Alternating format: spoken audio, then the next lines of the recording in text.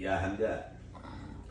سمعتك اول بتقول السي دي وما سي دي صح؟ ادي لك قصه قد عندي على السي دي هذا زمان قبل الحاجات هذه والتطور والمدري ما كان معانا سي دي في فيلم واحنا فيلم ثقافي. لا صفيني مع فيلم كان في فيلم يا اخي انا وصاحبي المقالب وين احنا مخزنين في التكة ما مع اخي وليد ذيك الجهاز الذي يجي يصنع هذا الذي هو دوف مدري ما التفدي. ايوه التفدي هذاك ايوه كانوا احمد هذه شغله سي دي. هذه شغله سي دي معانا ومعانا السي دي وما مش معانا تلفزيون بنط برقاط نشيل بسر الفيلم قلبي بندور بن هذا ابن الناس دبروا منيمه حركة المشهورة بيت مالخاخ قلت طلع الخيال قال وابش وانا شاف سلال الفيلم طلعت في راسي قلت لهم علي قلت لهم انا عندي سيرة سرقة التلفزيون حق جدتي اي عينه العشية ايوه اخر الليل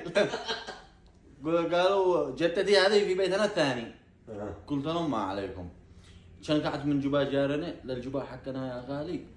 وصلت عند الباب قلت لهم شوفوا انا شربت لكم التلفزيون بخيط وانزله قال ابا صاحبي وانا تستقبله قلت له ركز انتبه وقلنا لي مجهز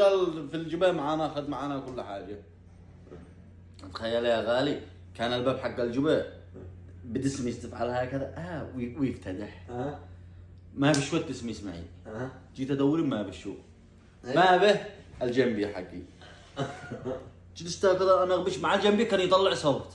جلست انغبش هكذا لو ما الباب افتتح ايوه دخلت هكذا طبعا تاريخ جدتي ثرمه ما بش ولا سن دخلت هكذا وهي ما هو هلا انا وبعصيه مالش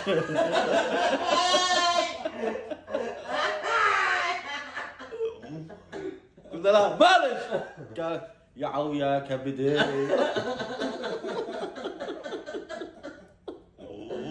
طعمت العجوب هوجك